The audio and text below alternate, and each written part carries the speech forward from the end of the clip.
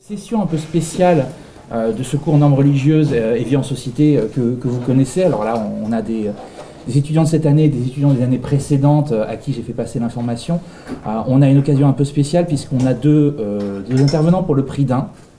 Nous avons Mahmoud Doua, qui est imam à Talence, que les anciens connaissent puisque c'est déjà lui qui donnait ce cours les années précédentes.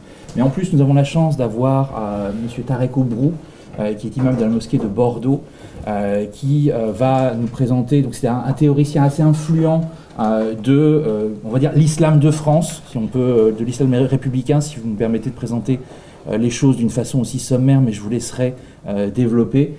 Et donc, on va diviser les choses de la façon suivante. Monsieur Obrou interviendra avec vous et discutera avec vous pendant les 2 premières heures.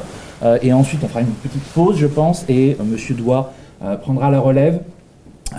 Monsieur Obrou m'a demandé de vous demander de ne pas hésiter à l'interrompre, parce qu'il va du coup revenir sur les bases de la religion musulmane et de son histoire et de son insertion, notamment progressive, dans le tissu français et républicain.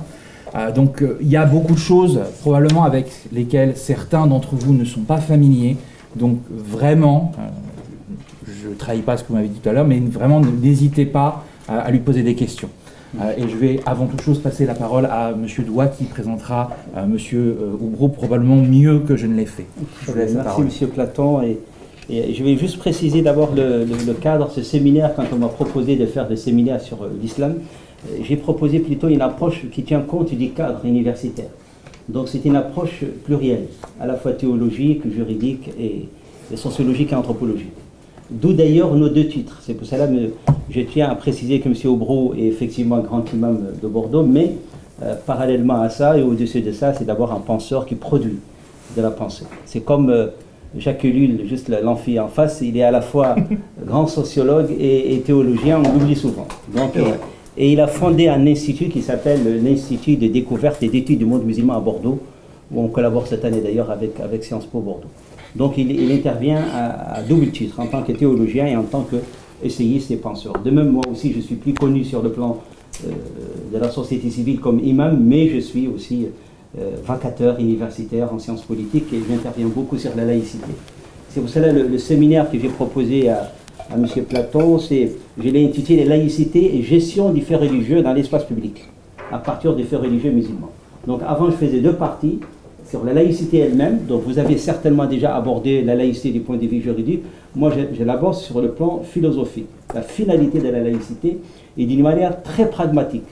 Comment gérer les faits religieux au quotidien, dans les hôpitaux, dans l'armée, dans les écoles publiques, dans les institutions publiques, etc. Donc, d'une manière beaucoup plus pragmatique, c'est ce que je vais aborder dans la 2e partie, parce qu'au début, je parlais de laïcité.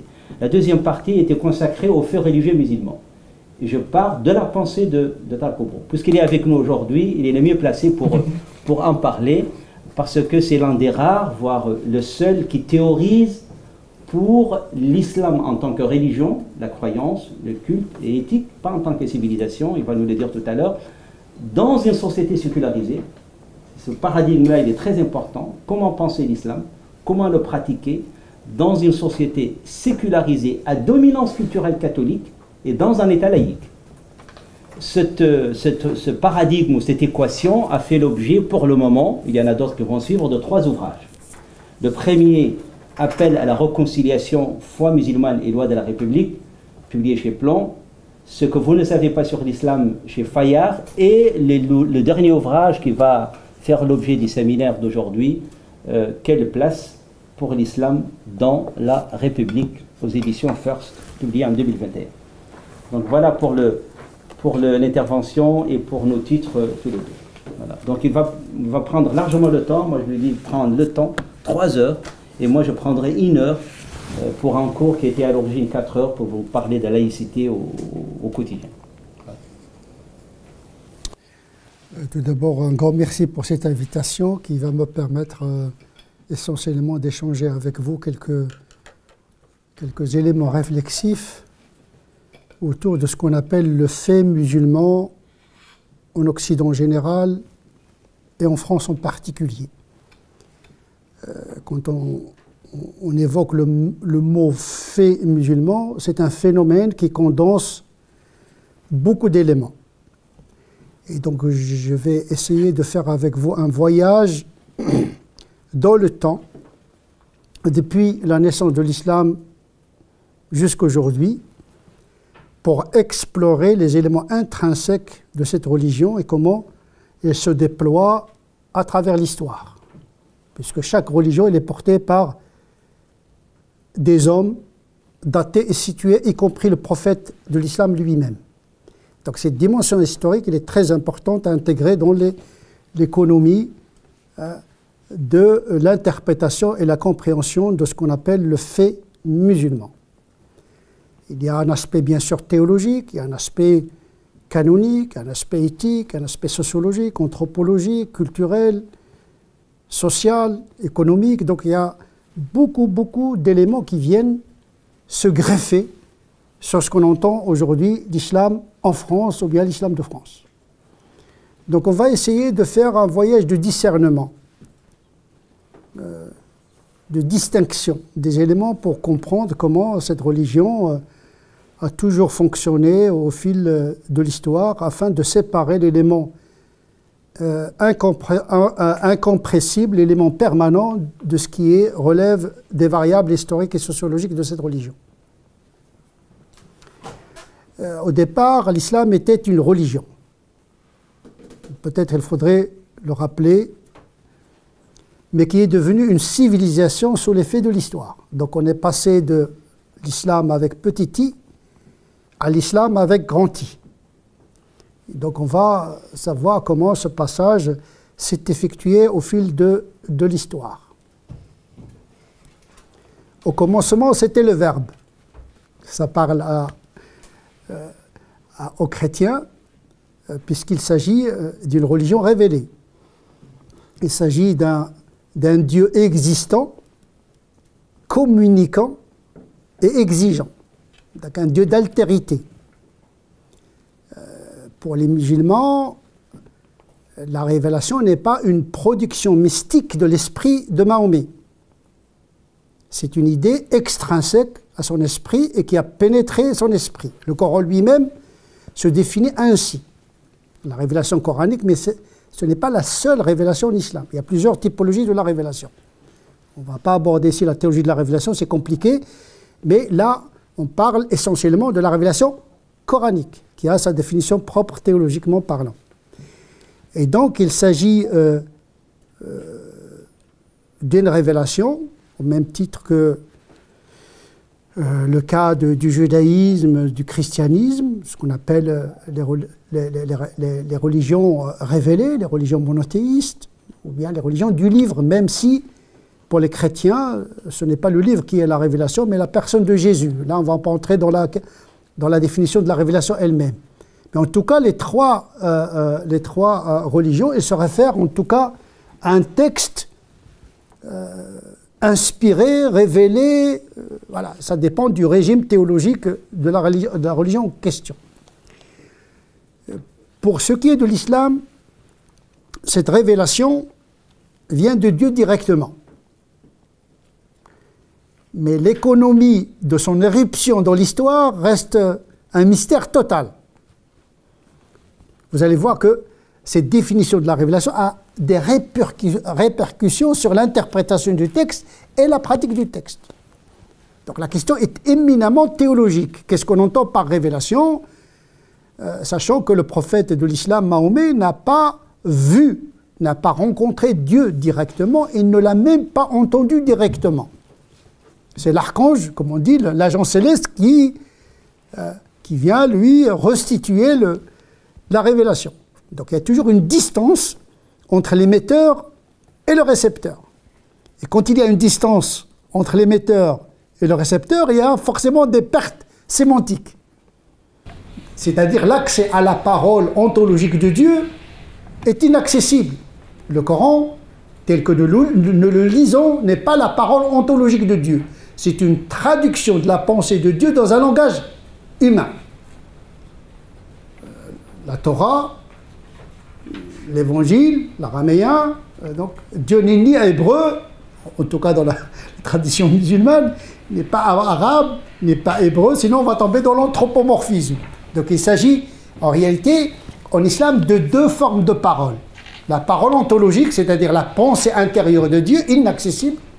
C'est même pas la peine de pénétrer la volonté ultime de Dieu, on n'a que la trace de Dieu exprimée de ce qu'on appelle la parole proférée, l'ibara, l'expression. Parce que cette dimension, elle est une dimension anthropologique, linguistique, historique. On peut dire, Dieu n'est pas incarné de par son essence, mais sa parole ontologique s'est incarnée dans la parole exprimée. Donc, on peut dire qu'il y a une forme d'incarnation, ce qui pourrait choquer certains musulmans. Oui, il y a une incarnation de la parole de Dieu dans le langage, dans le langage coranique qui est en langue arabe. Je dirais, en la matière, nous avons 3 doctrines essentielles concernant la parole de Dieu créée, incréée, le débat éternel que beaucoup de gens traitent, mais avec une grande ignorance. Pour les Mu'tazilites, c'est-à-dire les premiers théologiens de l'islam, qui se sont occupés de ce qu'on appelle la théologie spéculative, c'est-à-dire introduire le raisonnement discursif pour traiter des questions de l'ordre de l'unicité de Dieu, de la prophétie, etc. Ils sont les premiers à introduire la raison dans la réflexion de la foi. C'est l'équivalent des scolastiques chrétiens du 11e, 12e siècle, la rencontre de la théologie avec la philosophie d'une certaine manière. Les premiers théologiens étaient les Mu'tazilites, ils considèrent que la parole de Dieu ne vient pas de Dieu lui-même, il l'a créée en dehors de lui. Là, on est dans l'économie des attributs de Dieu. Est-ce que moi, ma parole vient de moi, donc c'est moi qui parle. Mais je peux enregistrer ma pensée dans un langage informatique. Il vient de moi, mais ce n'est pas ma parole. Pour vous donner une parabole. Donc, là, pour les Mu'tazilites, ce n'est pas Dieu qui parle, mais il a déposé cette parole en dehors de lui, dans la création. Ça ne veut pas dire que pour eux, cette parole ne vient pas de Dieu. Mais c'est Dieu qui l'a créée. C'est comme un petit peu pour la question de Jésus. Nous considérons que le Verbe s'est fait chair par création et non pas par engendrement. C'est-à-dire qu'il n'y a pas un lien ontologique entre le Coran et Dieu. Comme pour nous, Jésus, il n'y a pas de lien ontologique entre Jésus et Dieu, mais un lien de création. Il vient de Dieu, mais n'est pas Dieu. La même chose pour le Coran. Donc pour les Mu'tazilites, cette parole, elle a été créée en dehors de lui, mais ce qui est paradoxal, ce sont les les théologiens qui ont commenté le moins le Coran. Ça veut dire que l'incidence entre la définition théologique et le rapport au texte n'a rien à voir, parce que tout le monde est d'accord que ça vient de Dieu, mais dans l'économie de la descente et de l'éruption, il y a une divergence chez les théologiens musulmans. Et puis, il y a les Ash'arites, qui est l'école la plus répandue dans le monde. 99% des sunnites sont des Ash'arites et 90% des musulmans sont des sunnites. Les sunnites, c'est un courant de l'orthodoxie, pas de l'orthopraxie, de l'orthodoxie, les sunnites, qui recouvrent beaucoup de sous-écoles, telles que les Ash'arites, les Maturidites et les Hanbalites. Les Mu'tazilites, elle est considérée comme hétérodoxe par rapport à l'orthodoxie sunnite. Comme les chiites sont considérés comme hétérodoxes par rapport au sunnisme. Le sunnisme en arabe veut dire l'orthodoxie, tout simplement. Ça ne veut pas dire que l'hétérodoxie est une excommunication. Il n'y a pas de lien entre le qualificatif hétérodoxe et l'excommunication, puisque le sunnisme n'est pas une église. C'est une doctrine théologique. Et au sein de cette doctrine, il y a beaucoup de courants théologiques. Parmi ces courants théologiques, le plus prépondérant, c'est les Ash'arites qui ont justement fait cette subdivision entre la parole ontologique de Dieu inaccessible et son expression dans l'histoire. S'il est une parole en hébreu, c'est la Torah, c'est-à-dire que c'est le même Dieu, mais qui s'exprime à travers des langages différents. L'émetteur est le même, mais la parole exprimée diffère selon les traditions. Les Hanbalites, qui sont le courant le plus orthodoxe dans l'orthodoxie, parce que les Hanbalites, ce sont les ultra-orthodoxes du sunnisme. Même ceux-là, ils étaient obligés de dire oui, il y a une parole éternelle de Dieu, quant à son ontologie, mais son éruption dans l'histoire, elle est temporelle, accidentelle dans le sens scolastique et philosophique. Et donc on revient, on ne confond jamais la parole de Dieu dans les trois courants. On ne confond pas la parole de Dieu avec Dieu lui-même, même ceux qui considèrent que véritablement le Coran vient de Dieu directement ne confondent pas le Verbe de Dieu et Dieu lui-même. Il vient de Dieu, mais il n'est pas Dieu. La preuve, c'est que les musulmans n'adorent pas le Coran. Ils ne le divinisent pas. Parce qu'il y a cette séparation entre l'émetteur et le message coranique. Déjà, cette séparation, elle est très importante pour l'herméneute que je suis. C'est-à-dire l'interprétation du livre, l'interprétation de la révélation est une herméneutique de la trace. Ce sont les traces de Dieu. D'ailleurs, le Coran parle des signes de Dieu. Le Coran, c'est un ensemble de versets qui sont appelés des signes de Dieu. Donc on travaille sur une manifestation des signes de Dieu dans l'histoire, ce qui relativise les significations coraniques. Là, on n'est pas dans l'absoluité du sens, puisqu'il a été traduit dans un langage humain, et donc relatif. Donc voilà la première séparation. Je suis obligé de partir de la séparation des ordres, parce que pour moi, c'est un élément paradigmatique pour comprendre ce qui se passe dans la religion musulmane. Pourquoi j'ai choisi ce biais de la distinction, de la séparation entre les ordres? Tout simplement parce qu'au fil de l'histoire musulmane, depuis la naissance, les théologiens construisent toujours une épistémée selon les époques pour pouvoir développer une théorie théologique, herméneutique, canonique, éthique. C'est à partir de la réalité, ce que j'appelle l'épistémologie de la réalité, qui me permet d'approcher les références en fonction de la réalité. Si je considère que Dieu me parle tout le temps, en tant que théoricien, et que la clôture scripturaire n'est pas une clôture des significations du divin. On va voir peut-être, si on a le temps, que toutes les paroles de Dieu ne sont pas dans la Torah, ne sont pas dans l'Évangile, ne sont pas dans le Coran. Ils sont infinis. Dieu n'a pas cessé, d'une certaine manière, de communiquer. Là, on est dans la théologie de la communication divine. Et donc, effectivement, je renoue avec cette tradition des anciens qui consiste à réorganiser l'interprétation en fonction de la réalité. Notre réalité est marquée par la sécularisation qui consiste à séparer entre le temporel et le spirituel. Pour moi, c'est un élément paradigmatique par le biais duquel je vais traiter toute la problématique de l'islam ici, maintenant, en remontant jusqu'à la parole de Dieu lui-même. Ne pas confondre la parole ontologique avec la parole exprimée. Donc j'ai déjà une latitude par rapport au texte, parce que je ne travaille pas sur Dieu lui-même, mais sur cette race. Donc ce qui me donne déjà une marge de manœuvre. Je ne peux pas être littéraliste, parce que je ne peux pas accéder à l'intention de l'auteur. Tout ce que je peux faire, c'est accéder à l'intention du texte. Mais le texte, ce n'est pas Dieu. Il y a toujours une liberté. C'est ce qui explique le nombre considérable de courants herméneutiques, théologiques en islam, sans se constituer en église. Les doctrines ne sont pas des églises. Et donc l'islam, depuis sa naissance, il a géré ce pluralisme, parfois avec violence, mais il n'y avait jamais de... Il y avait l'islam est né pluriel dès les premiers moments de l'islam. Et donc, ça c'est pour la révélation coranique. Laquelle révélation coranique à ne pas confondre avec la parole de Dieu lui-même, et la parole de Dieu lui-même à ne pas confondre avec Dieu lui-même. Donc on a déjà de distance. Tout ce qu'on peut faire, c'est réduire cette distance qui nous sépare de l'auteur dans les limites anthropologiques humaines possibles.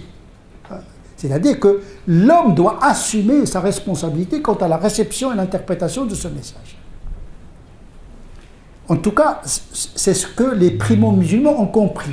Là, on ne parle pas des musulmans d'aujourd'hui, les salafistes, les littéralistes, on n'est même pas dans l'islam du Moyen-Âge. Là, franchement, nous assistons vraiment dans le monde musulman au Moyen-Âge occidental.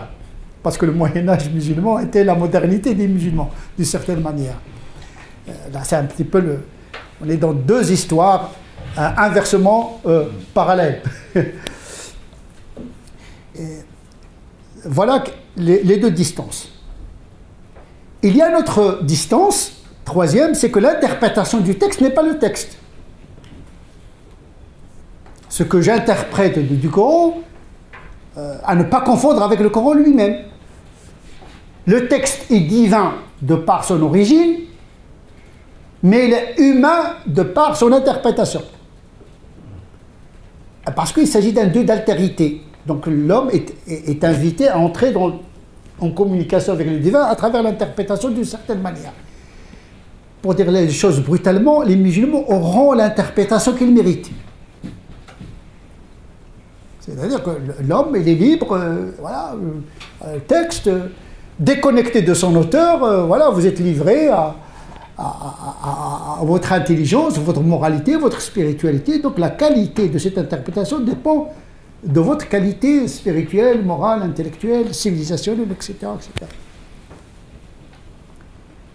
Donc la parole ontologique n'est pas la parole exprimée, et la parole exprimée n'est pas son interprétation par l'humain. Troisième distance. L'islam également a une deuxième révélation. C'est-à-dire, nous sommes devant une religion qui a une révélation à deux strates. La révélation coranique, qui est une forme de dictée divine, puisque l'archange Gabriel, il récite les versets au Coran, au prophète, et le prophète les reçoit sans en modifier une virgule. Voilà, pour dire les choses un peu... Je ne vais pas entrer dans la complexité. Est-ce que le prophète participe à la révélation? Ça, c'est notre problème. Moi, je considère qu'il participe parce que le Coran a été révélé à travers sa langue. Et en fonction de ça. Mais je ne vais pas entrer dans ce gouffre théologique qui est assez complexe et très sensible pour les musulmans. Qu'est-ce qu'il fait concrètement? Il prend des notes ou il retient? Le prophète était illettré. Il ne sait ni lire ni écrire. Il avait des scribes. Il était dans un état virginal, civilisationnellement parlant. Il n'y avait pas une culture ni philosophique, ni littéraire, etc. Et donc, c'est le bon sauvage pour parler un langage de Rousseau. Voilà, il a gardé cette virginité culturelle, etc. Donc, il reçoit la révélation, il la restitue telle qu'elle. Mais, attention, il n'est pas un simple facteur. Puisqu'il s'agit là pour le Coran. Il y a une autre révélation qui est ses propres paroles inspirées, mais parfois elle fait des efforts intellectuels, ce qu'on appelle l'ijtihad. Si le Coran ne le rectifie pas, on considère que son comportement est juste. D'ailleurs, le Coran le rectifie à plusieurs reprises. Parfois, il prend des décisions que le Coran rectifie. Mais tant que le Coran ne l'a pas rectifié, nous considérons que ses paroles et son comportement est une révélation implicite. Et parfois, il dit oui, j'ai reçu une inspiration de l'archange Gabriel, il m'a dit ceci et cela. Mais il ne s'agit pas du Coran. Donc il y a toute une typologie de la révélation. La première, c'est le Coran. La deuxième, c'est ce qu'on appelle la sunna, la tradition du prophète. La différence entre le Coran et la sunna, c'est que le Coran, pour les musulmans, il est formellement authentique.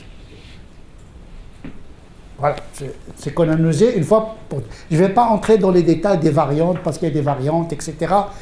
Mais grosso modo, le Coran, toutes les paroles que le prophète a reçues de la part de Dieu sont dans le Coran. Mais pas toutes les paroles de Dieu sont dans le Coran. Puisqu'il y avait des paroles qui ont été abrogées. Qui n'existent plus, on les trouve ailleurs, mais ils ne sont pas dans le corpus. C'est comme on a fait pour l'évangile canonique, etc. Donc on a fait un travail un peu rationnel pour serrer les conditions, etc. La compilation du Coran, c'est aussi un travail que je ne vais pas aborder ici. En tout cas, disons que, pour simplifier les choses, le Coran, c'est la parole de Dieu restituée totalement par Mahomet. Et donc on l'apprend d'ailleurs par cœur, les enfants, les vieux, les jeunes, etc. On apprend le Coran par cœur, c'est-à-dire c'est dans les poitrines. Le Coran a été préservé plus par l'oralité que par l'écrit. Ce n'est pas l'écrit qui a préservé le Coran, c'est la mémorisation du Coran. Parce que c'est une parole. Il y a aussi la difficulté du passage de la parole à l'écrit. La deuxième séparation, c'est que la parole, elle est plus significative que l'écrit. Et donc, la parole de Dieu transformée en écrit, il y a déjà... Parce que quand on parle, l'intonation, il donne une signification. Ce qu'on appelle la pragmatique ou l'intonation, eh bien, il modifie le sens. Mais dans le Coran, il n'y a pas l'intonation parce que personne n'a entendu directement Dieu parler. C'est pour cette raison que le fait que le Coran dit « faites ceci », est-ce que c'est une obligation? Est-ce que c'est une permission? Est-ce que c'est une recommandation? Parce qu'on ne connaît pas l'intonation. Et donc là, toute l'herméneutique essaie de restituer la signification, justement, d'une parole qui est absente, mais qu'on n'a que l'écrit. Donc effectivement, le passage de la parole à l'écrit, c'est déjà une perte sémantique qu'il faudrait restituer par l'imagination de l'herméneutique. Bien sûr, il y a des disciplines herméneutiques nécessaires, la phonétique, l'arabe, l'histoire, l'usage des mots chez les Arabes. L'arabe du Coran, ce n'est pas l'arabe d'aujourd'hui, etc., etc. Il y a toute une discipline, on a presque 80 matières nécessaires pour pouvoir interpréter convenablement le Coran. La géographie, l'histoire, beaucoup d'éléments nécessaires pour pouvoir comprendre de quoi s'agit-il et comment le Coran communique avec le peuple arabe de l'époque. Parce qu'il ne faut pas tomber dans l'anachronisme. Alors le Coran, il parle d'abord aux prophètes et puis au peuple arabe. Il ne me parle pas directement. Il y a des choses qui peuvent nous choquer aujourd'hui, qui n'ont rien à voir avec... C'était dans la coutume de l'époque, ça ne choquait personne à cette époque-là. C'est pour cette raison, les gens, quand ils lisent le Coran, l'Évangile, quand ils lisent l'Ancien Testament, oh, il y a des choses monstrueuses. Mais écoutez, il y a aujourd'hui des choses qui sont monstrueuses pour les générations qui vont venir, parce qu'il ne faut pas tomber dans l'anachronisme. Et donc effectivement, c'est très important de... Peut-être nous aurons l'occasion de parler de l'herméneutique fondamentale, comprendre le Coran dans l'univers du Coran, mais comprendre le Coran ici maintenant, il faut partir de la réalité, ce qu'on appelle l'herméneutique appliquée. Ce sont deux épistémologies herméneutiques différentes. Donc la première, elle est nécessaire pour comprendre comment le Coran parlait au peuple arabe de l'époque. Donc il faut connaître l'anthropologie des Arabes, l'histoire des Arabes, comment ils maniaient la langue arabe, etc. pour comprendre comment cette communication a négocié le message avec le peuple de l'époque. Mais le comprendre ici au XXIe siècle en France, il ne faut pas se tromper de réalité, parce que se tromper de réalité, se tromper d'interprétation appliquée. Et donc la sunna, c'est-à-dire la tradition du prophète, c'est un complément, c'est-à-dire que c'est une révélation incarnée dans le comportement du prophète. Nous avons le Coran comme une révélation théorique, et nous avons la sunna comme une révélation pratique à travers le comportement d'un homme qui s'appelle Mahomet. Donc en vérité, le prophète, c'est un messager et un message en même temps, daté, situé. Mahomet n'est pas un dieu. C'est un homme dans ses fragilités, etc. Et là aussi, il faut distinguer dans la sunna ce qui relève du circonstanciel, la gestion de la cité, des comportements qui relèvent d'un comportement humain. Ce qu'on appelle une sunna anormative. Anormative. A privatif. Et donc, tout dans les comportements du prophète ne relève pas de la révélation. Donc il y a toute une taxinomie du comportement du prophète pour distinguer ce qui relève vraiment de sa fonction en tant que prophète et la responsabilité historique qu'il devait assumer à son époque. C'est-à-dire que Dieu lui a donné la liberté quand même, il n'est pas un automate, mais il doit prendre des initiatives, il doit agir dans l'histoire, donc il a assumé sa part de responsabilité en dehors il n'attendait pas tout le temps la révélation, il agissait. Donc, les savants musulmans, ils se sont intéressés au comportement du prophète, ce qui relève vraiment du religieux, du temporel, du politique, etc., etc. Le Coran lui-même est rempli de cette dimension historique, parce qu'il parle à un peuple particulier, il y a des guerres, il y a des conflits. Si vous ne connaissez pas l'histoire du moment coranique, vous risquez d'absolutiser ce qui est relatif et de relativiser ce qui est absolu. Ce que font les littéralistes, ils disent « Oh, le prophète, il a fait la bagarre », mais la bagarre, il faut voir dans quelles circonstances. Est-ce que la guerre est intégrée dans la religion ou bien c'est l'histoire ? C'est l'histoire. Et donc, puisque la révélation s'est inscrite dans l'histoire, elle a composé avec l'histoire, tout simplement. Pas pour canoniser l'histoire, mais pour la prendre en considération. Donc, quand le Coran parle d'un ensemble de choses dans son contenu, ce n'est pas forcément pour canoniser. Par exemple, les rapports entre hommes, femmes, etc. Il a composé, il a négocié l'égalité en fonction des limites anthropologiques tribales du moment coranique. D'un côté, il dit, peut-être nous aurons l'occasion de parler de la taxinomie scripturaire, les versets principiels et les versets circonstanciel. Tout n'est pas principiel dans le Coran. Parce que c'est un livre, même s'il est théorique, c'est-à-dire c'est la parole de Dieu, à la différence de la sunna qui est incarnée dans le comportement du prophète comme une traduction pratique dans un modèle humain, même dans le Coran, il y a des passages principiels, tels que le passage qui dit « Dieu appelle à la justice et la bienfaisance », ça, c'est un paradigme, ce qu'on appelle des versets paradigmatiques, à la lumière desquels on lit les versets circonstanciels. Le principe est absolu, mais sa traduction dans une loi, les hommes, les femmes, l'esclavagisme, etc., c'est une prise en considération de l'esclavagisme, pas pour le canoniser, mais pour négocier le principe de liberté et d'égalité dans les limites. Oui, mais la question, c'est savoir qui détermine ce qui est principiel de ce qui ne l'est pas. Ah ben c'est le savoir. C'est la place du clergé. Et c'est souvent... C'est ça la question, c'est pour ça que... Ah oui. Mais déjà poser la question que tout n'est pas absolu, c'est déjà pas mal. Voilà. Déjà, c'est pas mal. Mais après, il faut savoir qui détermine l'absolu du non absolu. Comment ça se détermine? C'est comme les théories. On va y arriver. On va y arriver. Parce qu'un savant qui parle comme ça et en grattant la tête, tant qu'il n'a pas une doctrine, une théorie, il n'est pas crédible. Il faut une théorie théologique solide. Parce que ce n'est pas de l'arbitraire.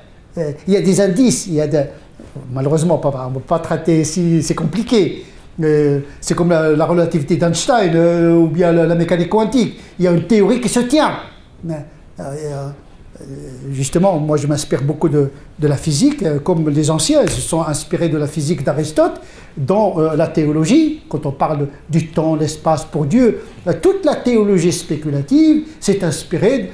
En vérité, l'islam s'est hellénisé, pour dire les choses. On dit que le christianisme s'est romanisé, mais l'islam s'est hellénisé. Et il a hellénisé avec lui l'Occident. Peut-être nous aurons l'occasion de parler de la laïcité et son archéologie qui remonte au XIe siècle, avec la rencontre de la pensée arabo-musulmane et la scolastique chrétienne XIe, XIIe siècle. Mais ça, c'est une histoire oubliée. L'islam n'est pas étranger à l'Occident. D'ailleurs, Lévi-Strauss regrette l'islamisation de l'Occident. Il aurait préféré la rencontre du catholicisme avec le bouddhisme. Mais il pense que l'islam a introduit la rationalité, etc. À Saint Thomas est illisible dans Scott et qui sont illisibles sans la pensée d'Avicenne, Al-Kindi, Al-Farabi. Ce sont des a priori théologico-philosophiques. Aujourd'hui, il y a peu de savants aujourd'hui qui connaissent cette archéologie, cette présence de l'islam à travers la pensée occidentale. Mais ça c'est un autre sujet. Mais on n'est pas loin, parce que quand on va parler de la laïcité, est-ce que l'islam est étranger? L'islam ne date pas avec la migration des années 80. Et se limite pas également aux croisades. L'islam et l'Occident, ils s'étaient mariés depuis très longtemps. Et donc, le mariage, il y a toujours des tensions entre la fascination et le rejet. Voilà, entre la fascination et le rejet. Et donc, effectivement, c'est à partir de la réalité que je dois construire ma doctrine. Quand vous êtes... je m'inspire bien sûr de l'épestémé de mon époque. Je vis ici maintenant.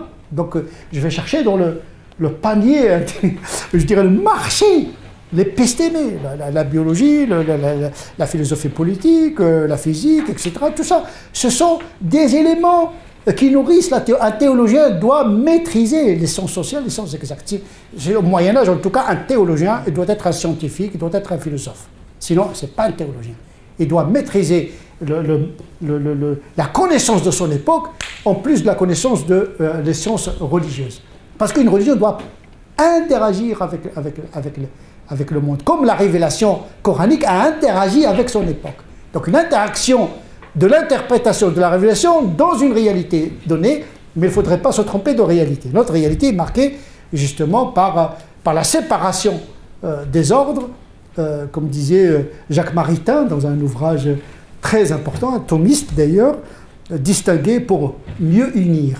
Donc c'est par les éléments pour pouvoir les reconstituer, ce que Derrida appelle la déconstruction, qui n'est pas la destruction, hein, faire le montage d'une machine, comment elle fonctionne.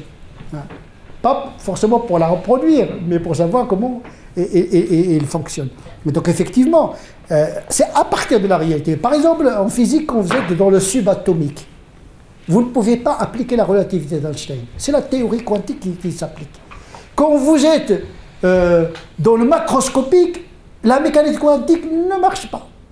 Il faut une théorie de la relativité d'Einstein.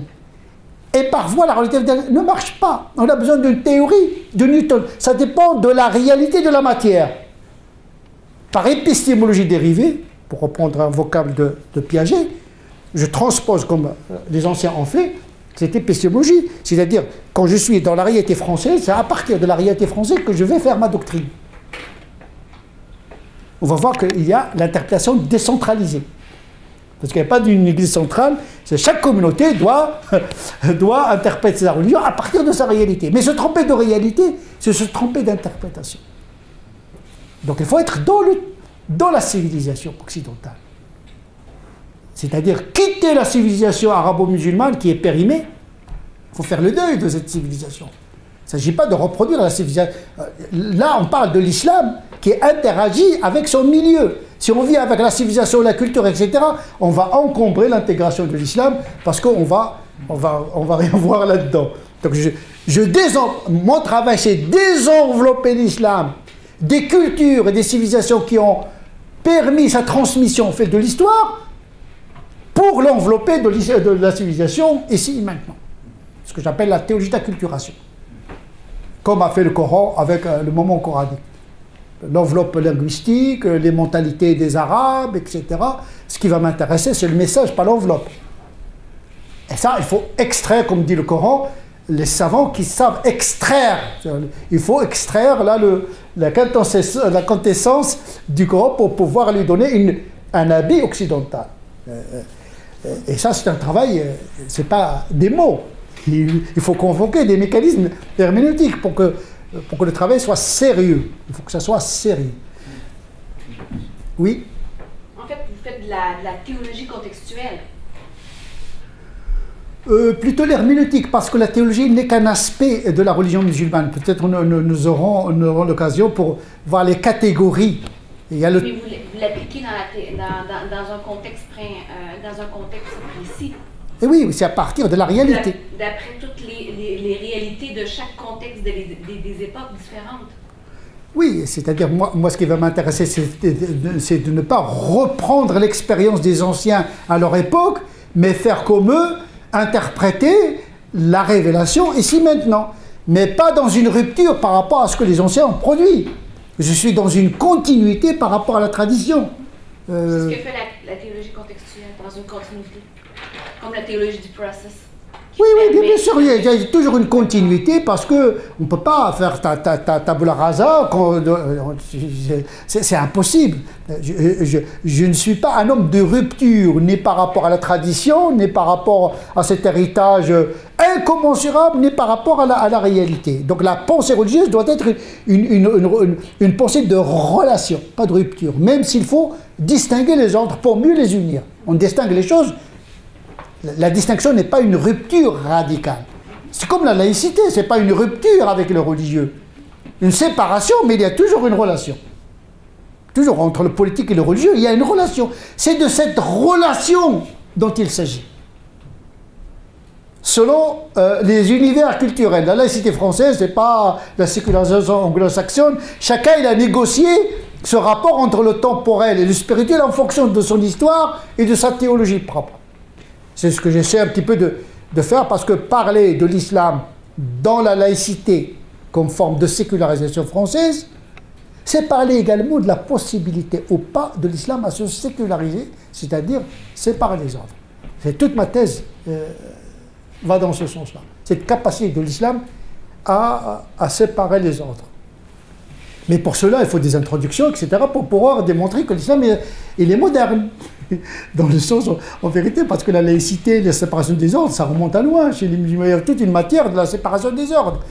Le calife, par exemple, n'était pas un pape, il gérait le temporel. Le savant, le théologien, il fait de la théologie, le canoniste, il fait le droit canon, et le mystique, il fait l'éducation spirituelle, et le cadi, il exécute, le pouvoir judiciaire était découplé du pouvoir législatif, du pouvoir exécutif avant Montesquieu. Mais en même temps, je placerais ça plus dans une approche postmoderne aussi. Vous avez parlé de Derrida, déconstruction, reconstruction. C'est vraiment dans une approche postmoderne, dans un processus de révélation. Oui, si vous voulez. Si vous voulez, si vous voyez les choses. Ça m'intéresse votre regard. Il enrichit le mien. Théologienne aussi. Voilà, on se comprend alors. Effectivement, il y a cette théologie qui s'inscrit dans la continuité, mais elle est contextualisée.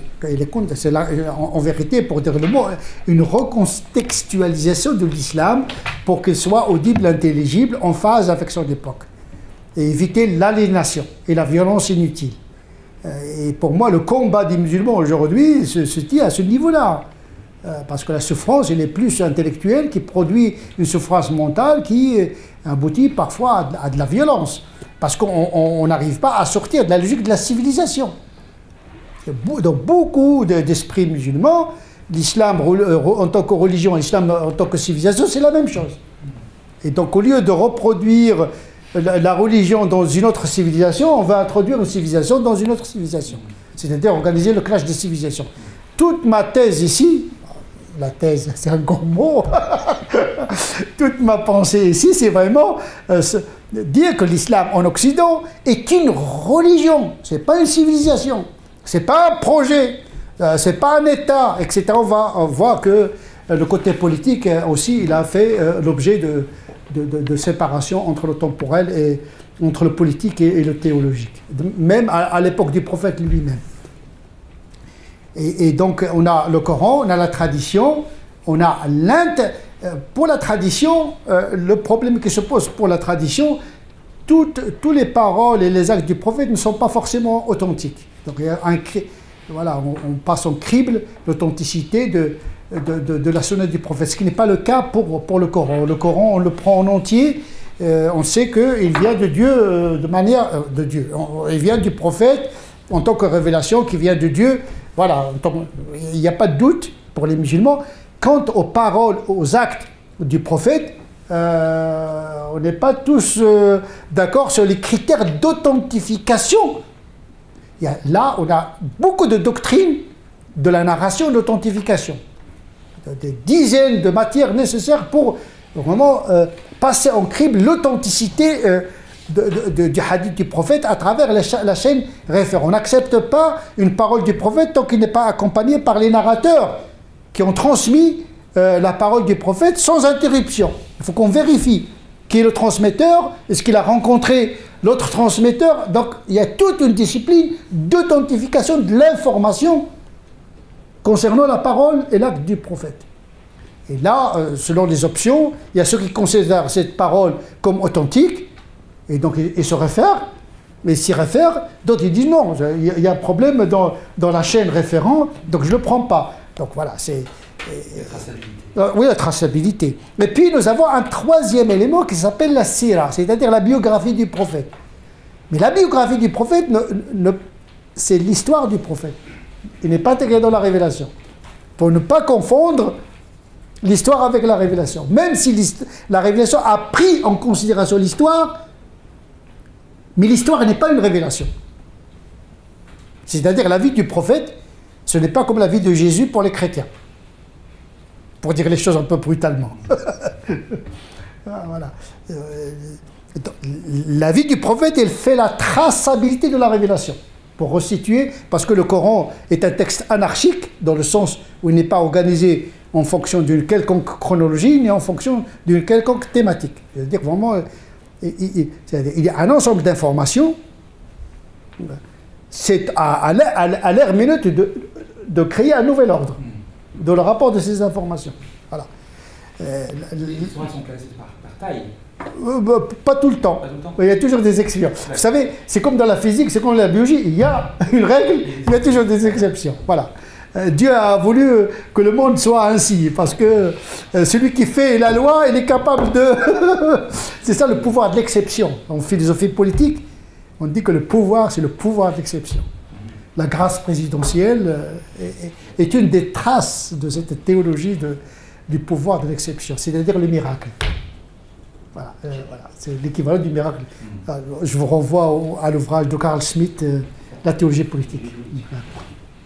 Donc effectivement, le Coran est un ensemble d'informations qui demandent à être traitées, c'est-à-dire on refait en permanence la cohérence du texte en fonction de la réalité. Donc on a besoin d'une doctrine herméneutique. On ne peut pas accéder, parce qu'on trouve dans le Coran la chose son contraire. Les littéralistes, forcément, ils vont commettre des paradoxes, parce que d'un côté, vous allez trouver des passages où le Coran demande au prophète de ne pas riposter à une transgression. Le pardon est mieux dans cette situation-là. Pardonnez-leur, des ennemis, pourtant ils ont massacré beaucoup de musulmans. Et à un moment donné, il dit, allez, combattez-le, parce que c'est eux qui ont commencé. Donc voilà, sinon vous avez les daïchistes, ils retiennent que le côté où il y a les guerres. Mais la guerre, elle est justifiée par l'agression, sinon on va faire de l'islam une religion belliqueuse. Ce qui on porte à fois avec l'esprit du message du Coran, qui donne la liberté de croire ou de ne pas croire. Les versets sont multiples dans le Coran. La foi ne s'injecte pas par le glaive, c'est pas possible. Sinon, on va multiplier les hypocrites. Et vous savez, les hypocrites au sein d'une communauté religieuse, c'est le concert. Donc, une religion qui se respecte n'a pas intérêt à recourir à la coercition, à des conversions forcées, parce que quand on se convertit hypocritement, on fait entrer le loup dans la bergerie. Peut-être nous aurons l'occasion de revenir sur ces questions de pouvoir, la guerre, etc. dans les textes. Donc, les textes ne sont pas organisés par une logique quelconque, si ce n'est que des informations qui demandent à être traitées, réorganisées en fonction de la doctrine herméneutique de l'herméneute en question. Maintenant, peut-être on va, avant même de passer au contenu, j'aimerais dire que 3e, 4e siècle après la mort du prophète, il y a eu une inflation herméneutique. Pour un verset, vous avez 100 commentaires différents. Pour un avis canonique, vous avez 50 avis différents. Pour une question théologique sur Dieu lui-même, parce que les gens pensent que l'unicité de Dieu, c'est quelque chose de simple. L'unicité, ce n'est pas un nombre, c'est même pas 3. C'est plus compliqué que la Trinité. Je dis toujours aux chrétiens, je vous rassure que l'unicité n'est pas moins compliquée que la Trinité. C'est pour cette raison que l'unicité, elle a fait couler des fleuves d'encre théologique. Donc, un dogme simple, parce que le dogme, il est fait pour être interprété aussi. Dieu est unique, ça veut dire quoi? Ça veut dire quoi? Donc il y a la théologie spéculative, il y a la théologie mystique, il y a la théologie révélée, donc il y a plusieurs approches, et au sein de chaque approche, il y a des doctrines. Donc, à un moment donné, les musulmans se sont trouvés devant des centaines d'écoles théologiques et canoniques et mystiques. Pour le commun des musulmans, ça crée un trouble. Donc on a décidé de fermer ce qu'on appelle la porte de l'ijtihad. Ça y est, on va fermer, parce qu'il y a plus d'offres que de demandes. Au Moyen-Âge, il y avait une inflation. Vous savez, vous avez un commentaire, par exemple, de l'Ash'ari, qui est le fondateur de l'ash'arisme, la doctrine sunnite majoritaire. Il a créé un ouvrage d'exégèse en 500 volumes. Aujourd'hui, on a, depuis lors, on a des milliers de volumes d'exégèse. Un autre malikite, il a commenté le Coran en 80 volumes. Chaque volume contient 2000 feuilles, pas 2000 pages. Je peux vous citer un grand savant qui s'appelle Ibn Aqil. Il a écrit un ouvrage dans toutes les disciplines en rapport avec le Coran en 800 volumes. Je ne vous parle même pas des autres auteurs de l'exégèse. Il y avait à un moment donné une inflation herméneutique. Au Moyen-Âge, c'était le summum de l'interprétation, je dirais l'interprétation en tronche. Vraiment, c'était dans le droit canonique, dans la mystique, dans l'exégèse, dans la théologie, même la langue arabe. Il a fait, qui est l'instrument d'accès au texte, il a fait l'objet de plusieurs doctrines. Ça dépend de votre doctrine grammairienne qui a une incidence sur l'interprétation du Coran. Alors vous aviez besoin d'une doctrine linguistique, d'une doctrine théologique, etc., etc. Et à un moment donné, les musulmans gisaient sous le poids de... Donc on a décidé de fermer la porte de l'ijtihad, c'est-à-dire l'effort intellectuel de la production de l'interprétation. Et puis il y a eu une sclérose, c'est-à-dire que ces doctrines sont devenues comme des églises. On contemplait les doctrines comme on contemple le Coran lui-même. Donc on a oublié les sources parce que jamais les musulmans n'ont été gouvernés par le Coran et la tradition du prophète, jamais. C'est le commentaire qui a fait autorité. C'est le commentaire qui fait autorité. Le Coran ne parle pas de lui-même, la tradition ne parle pas de lui-même. C'est le docteur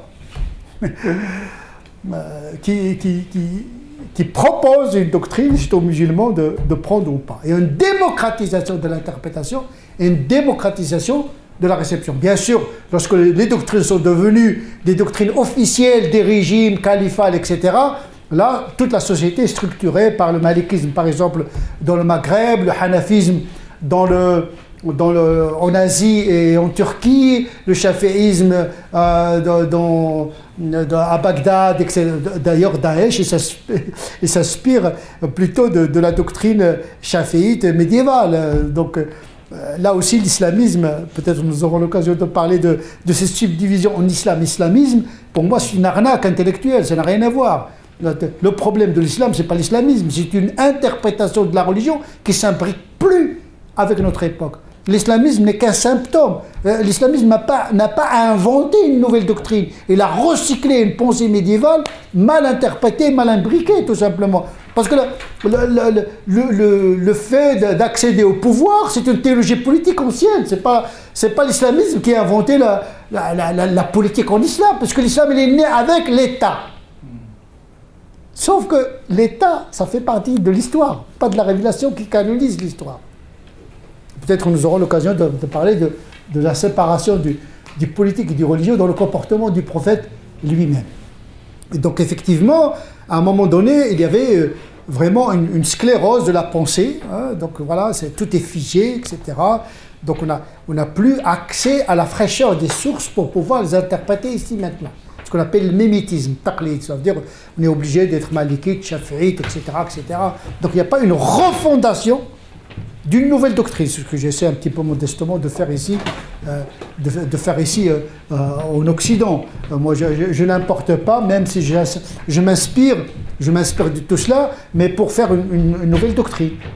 voilà, une nouvelle doctrine et de proposer aux musulmans, parce que ça s'impose pas, ça s'impose par la solidité de la pensée. Comme les docteurs de l'Église, vous savez, saint Thomas d'Aquin, il a été combattu par l'Église avant de devenir un père de l'Église. C'est comme ça. On commence toujours par l'hétérodoxie, on devient au cœur de l'orthodoxie. Voilà. Donc même l'Église qui est assez structurée et hiérarchisée, ce sont les théologiens qui ont forcé un petit peu. C'est vrai qu'il n'a pas forcé. C'était pas à un moment donné, c'était pas très souple. C'est ce qui a poussé au protestantisme, parce que l'Église n'avait plus cette plasticité qui permet d'absorber les différences, d'où Luther, Calvin, etc. Donc ils étaient obligés quand même de rompre. Mais si l'Église, vraiment, Erasme, il a essayé de réconcilier entre le protestantisme et le catholicisme, mais c'était un effort en vain. En islam, de toute manière, puisqu'il n'y a pas d'église, il y a toujours au risque de l'anarchie, bien sûr. Au risque de l'anarchie. Voilà ce qu'on voit aujourd'hui, il n'y a plus de médiation doctrinale. Même s'il n'y a pas la médiation ecclésiale de l'église, au moins une médiation doctrinale. Il faut une doctrine. Voilà. C'est ce que j'essaie un petit peu de faire pour les musulmans en Occident en général et en France en particulier. On a besoin d'un corps plus doctrinal. Le Coran ne parle pas de lui, c'est nous. Il ne faut pas chercher l'islam, qu'est-ce qu'il dit. Il faut chercher ce que les musulmans comprennent et veulent pratiquer de leur religion. Il faut poser les questions aux savants. Quand on dit à un musulman, est-ce que l'islam est compatible? Quel est le plus supérieur? Est-ce que la charia ou les valeurs de la République? Mais posez cette question aux théologiens. Le pauvre musulman, qu'est-ce qu'il connaît de la charia? Qu'est-ce qu'il connaît de sa religion? Pour lui, quand vous dites qui est le plus supérieur, l'islam ou la République, pour lui, l'islam c'est Dieu.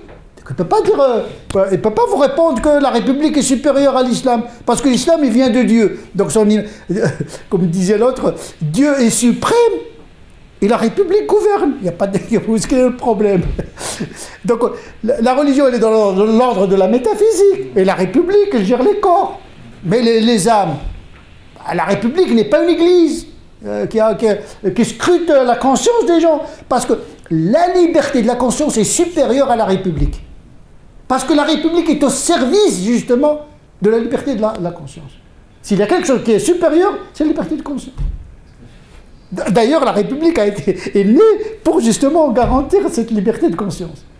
Donc, mais la République n'a pas à chercher les journalistes. Qu'est-ce que vous pensez de Dieu, de l'islam, etc.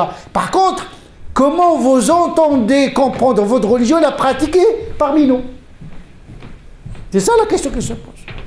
D'ailleurs, la République n'a pas besoin de demander ce que pensent les religions, puisque la loi s'impose à tout le monde. Les religions peuvent dire, faire ce qu'elles veulent, à une seule condition, ne pas dire la loi. C'est tout.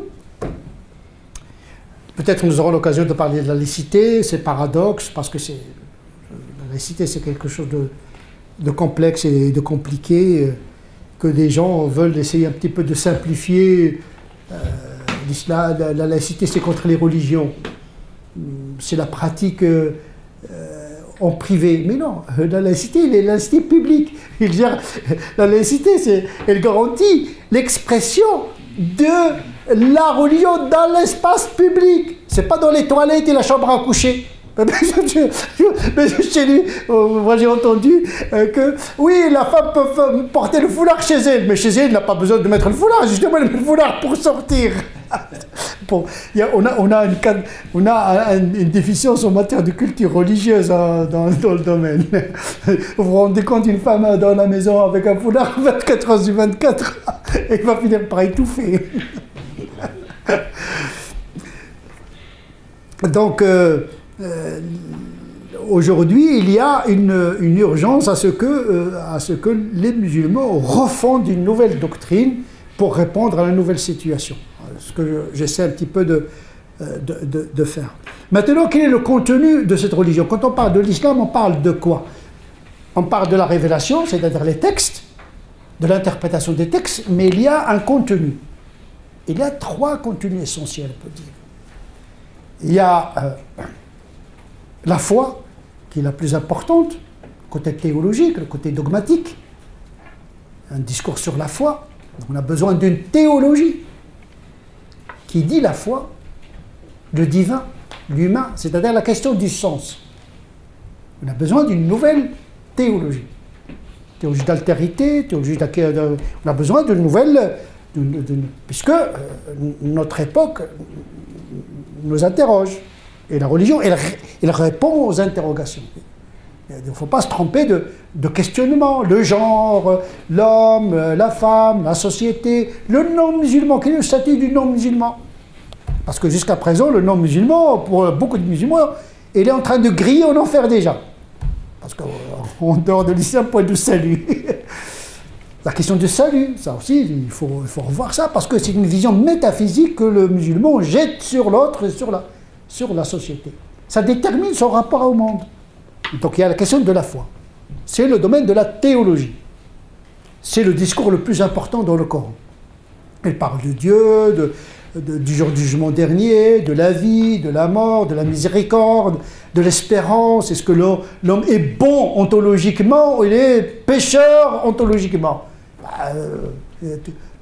Bien sûr, il est bon ontologiquement, mauvais par accident. C'est la théologie. Toutes les théologies musulmanes convergent vers ce qu'on appelle l'innocence originelle, pas le péché originel. Donc vous avez une vision un petit peu optimiste de l'homme, et le mal s'il est radical, s'il est extrême, il n'est jamais radical et ontologique. La question du mal, du bien, de l'espérance, etc., ça structure le mental, c'est-à-dire un optimisme énergique, un optimisme qui pousse à une action positive. L'effet psychologique de la croyance sur l'action de l'autre, sur la relation à l'autre. On a besoin de ce travail-là, avant même de parler de la visibilité de l'islam, mais quelle perception a l'islam de la question de la foi, de la question du salut, de la question du mal, du bien, etc. Ça, c'est un préliminaire, avant même de parler des pratiques, de quel Dieu s'agit-il? Un Dieu miséricordieux, un Dieu avec un bâton. Beaucoup de savants musulmans considèrent que l'enfer n'est pas éternel, c'est le paradis qui est éternel, parce que le mal n'est pas radical. Il y a les conséquences sur les attributs, l'économie des attributs de Dieu et la question du salut dans le delà. Donc on a besoin d'une nouvelle théologie. Donc le premier secteur, c'est la foi. Mais l'islam également, c'est une loi, ce qu'on appelle la charia, pour dire les choses un petit peu de façon bâclée. La charia, c'est le système normatif qui codifie pour les pratiques visibles, collectives, individuelles. Moi, je considère, il y a plusieurs définitions. Attention, c'est ma définition, il y a plusieurs définitions. Il y a ceux qui considèrent la charia, c'est la révélation. Il y a ceux qui considèrent la charia, c'est tous les enseignements.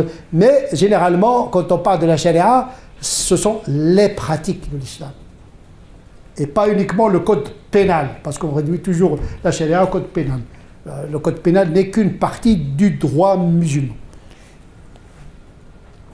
Et donc la charia, c'est le côté de la loi. Il n'est pas le plus essentiel. Le plus essentiel, c'est la foi.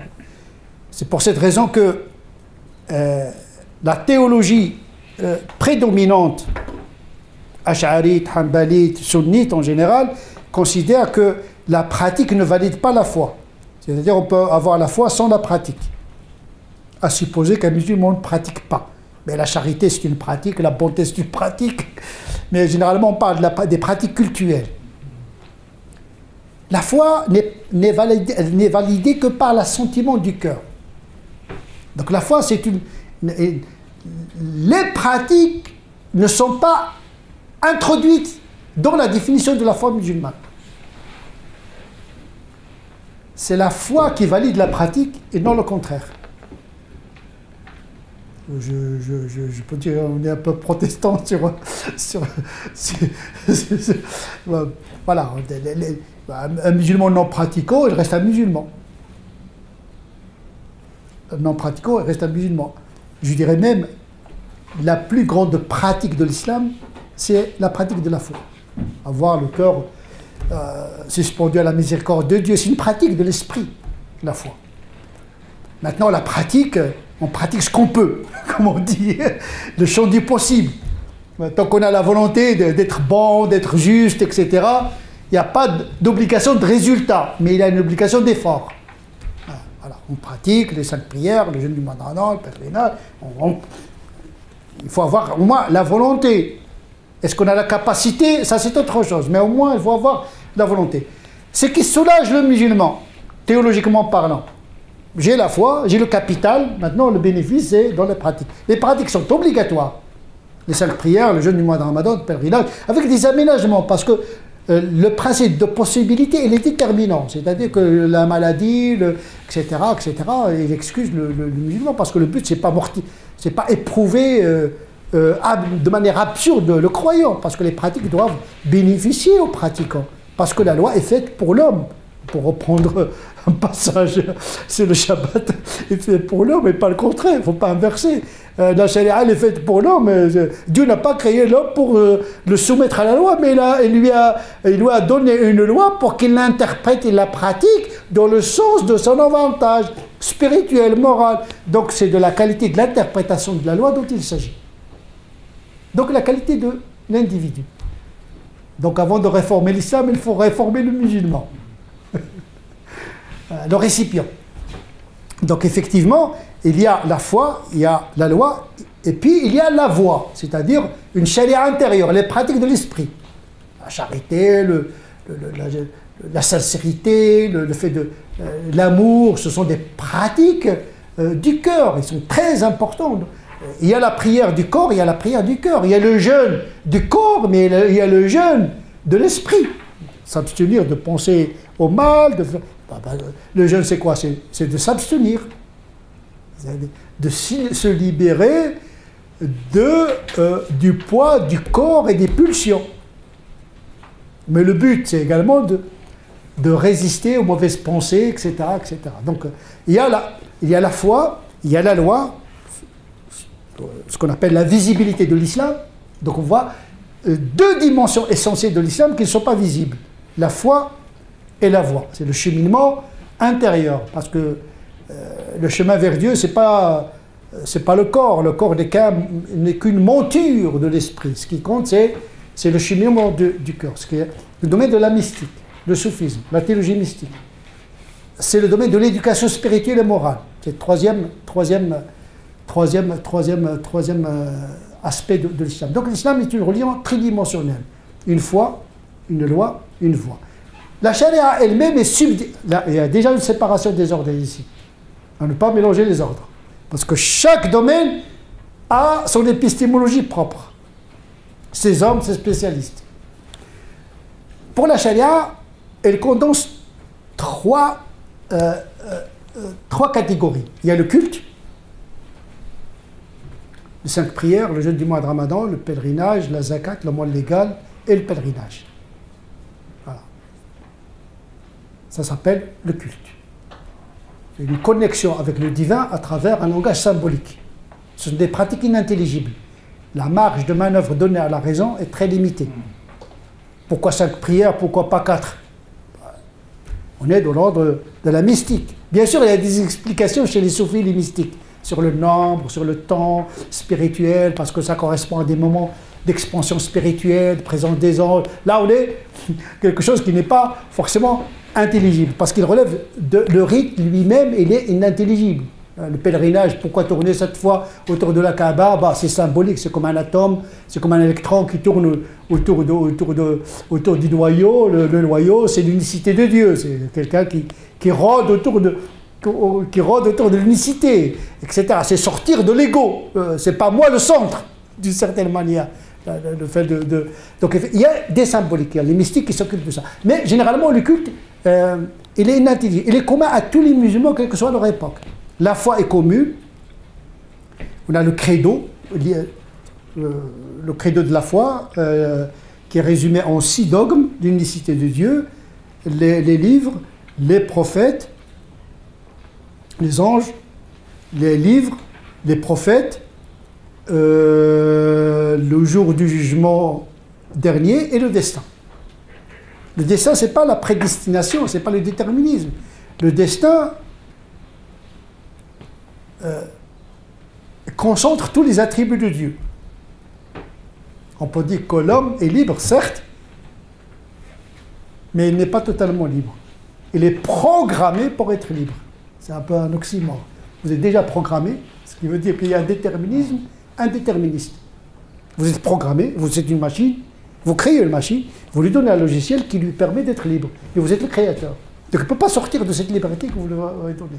C'est pour cette raison qu'il n'est responsable aux yeux de Dieu et du droit canonique, par exemple, que dans la limite de cette liberté. Parce qu'il y a des déterminismes biologiques, sociologiques, intellectuels, qui excusent la faute, l'ignorance, etc. On ne va pas entrer dans la notion du péché qui est en lien avec la question de la responsabilité elle-même, qui est en lien avec la question de la liberté, qui est en lien avec une théologie du destin. Ça dépend de l'option théologique pour laquelle on opte. Et donc, il y a le credo de la foi, il y a les 5 piliers, et puis il y a les pratiques intérieures. Et dans la charia, il y a le culte, il y a l'éthique, la morale, la générosité, etc. Et puis il y a le droit, dans le sens coercitif. Puisque l'islam est né avec l'État, il doit gérer une société. Comment dépasser cette problématique du droit? J'ai développé toute une théorie qui s'appelle la charia de minorité, qui est une contraction de la charia, ou bien une charia fractale, le tout est dans la partie. La charia, c'est la légalité, pas l'application mécanique des versets, ou bien du droit canonique médiéval.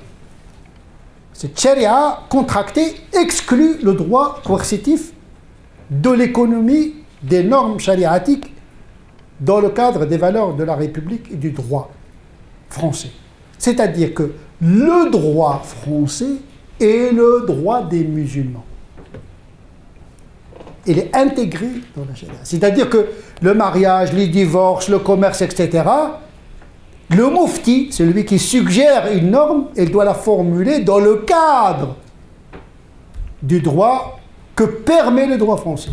Il donne des options éthiques et oriente, selon la question, en donnant toutes les options pour le musulman de choisir l'option la plus convenable pour lui dans le cadre du droit français en vigueur.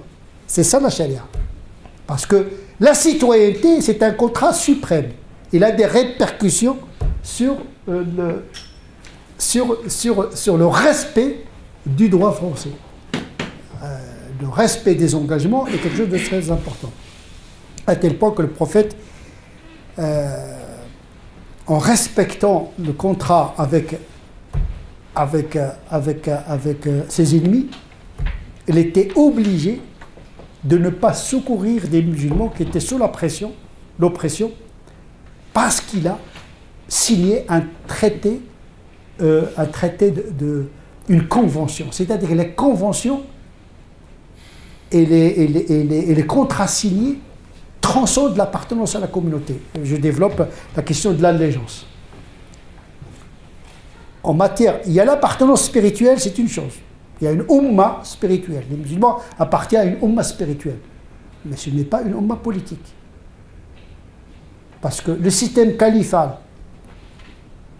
est une production de l'histoire. Le prophète lui-même, quand on lui a proposé d'être roi à Médine, il dit « Je ne suis pas roi, je suis un serviteur et un envoyé de Dieu ». Pour ne pas justement confondre la gestion temporelle qui ne fait pas partie de sa prophétie et le message qui est le message religieux qu'il porte. Et donc le contrat de citoyenneté nous oblige moralement à intégrer les valeurs de la République, puisque nous sommes des citoyens, et le droit dans l'économie de la formulation des normes. Donc supérieur ou inférieur, qui est supérieur, non, mais je suis citoyen, c'est ma religion m'oblige à respecter les lois de la République parce que je suis lié à la nation par le contrat de citoyenneté. Si ça ne te plaît pas, tu prends tes babouches et tu sors de la France. Pour dire les choses un peu brutales. Une fois que vous avez accepté d'être français, de vivre dans un territoire, etc., eh bien, vous devez respecter le cadre juridique. D'ailleurs, au Moyen-Âge, les musulmans qui étaient en situation de minorité, tout le droit coercitif est annulé. Ce que j'appelle la contraction de la charia. Et donc, même dans les pays musulmans, le droit coercitif doit évoluer. Donc voilà, pour dépasser cet inconvénient, le droit classique, le droit canonique classique, il intègre le droit coercitif, ce qui n'est pas le cas pour nous. Donc la charia dont je parle, charia de minorité, la charia émancipée du pouvoir politique califal et du droit coercitif musulman. Ainsi, le musulman est totalement français et totalement musulman. Il n'y a pas de sentiment de culpabilité. On n'a pas besoin d'un État islamique, ni d'un califat, ni d'une umma politique pour être un musulman, totalement musulman, ici, maintenant. Donc, voilà, c'est pour dire un peu les choses un petit peu de manière très simplement. La question à laquelle nous sommes confrontés dans le monde musulman, c'est la question de la globalité. L'islam est un système global. C'est ça l'accusation, en vérité. On se cache derrière l'islamisme, mais on n'en pense pas moins de l'islam. Parce que quand vous parlez avec les gens, les intellectuels, on combat l'islamisme, mais vite, quand ils parlent de l'islam, ils disent en tout cas, en islam, l'islam ne sépare pas le temporel du spirituel. Donc on revient au même. Parce que l'islamisme, il fait la même chose. Donc le problème n'est pas dans l'islamisme. Le problème, c'est dans la lecture de l'islam. J'ai dit que l'islam est une religion qui est devenue une civilisation, un système politique, etc. Mais le prophète, s'il n'avait pas été chassé de la Mecque à Médine, s'il n'a pas été accueilli par les Médinois, qui lui ont donné deux allégeances, une allégeance religieuse et une allégeance politique, pour le soutenir, le défendre, à ne pas mélanger les deux allégeances. Parce que dans Médine, il y avait des juifs. Et le prophète a dit, les juifs de la tribu de Banu Aouf et les musulmans constituent une seule communauté nationale. Ils devaient défendre les juifs minoritaires. Par la suite, il y avait une guerre avec les juifs par la suite, mais pas pour une raison religieuse, mais pour une raison politique. Donc il doit soutenir les minorités non musulmanes à Médine, mais il n'avait aucun droit de soutenir des musulmans opprimés à la Mecque, parce qu'ils ne sont pas dans le territoire.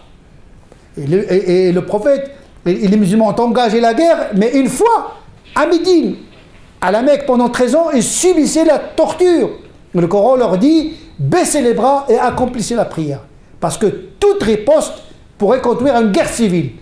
Et les prophètes n'aiment pas les guerres civiles. C'est le cas de Jésus, qui tira l'épée, périra par l'épée devant une armée des Romains, etc.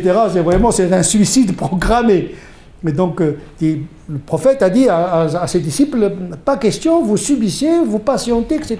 Mais une fois à Médine, il a été protégé, un territoire, une armée régulière, il peut signer les traités, etc. Là, il est dans un rôle politique, il y a une géographie, un territoire, il y a une armée, c'est pas la guerre civile. C'est pour ça qu'il y a un droit de guerre en islam, accompagné par l'humanitaire, etc.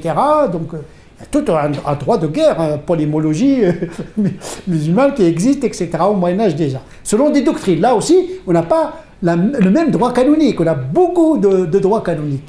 Quelle lecture choisir ici maintenant?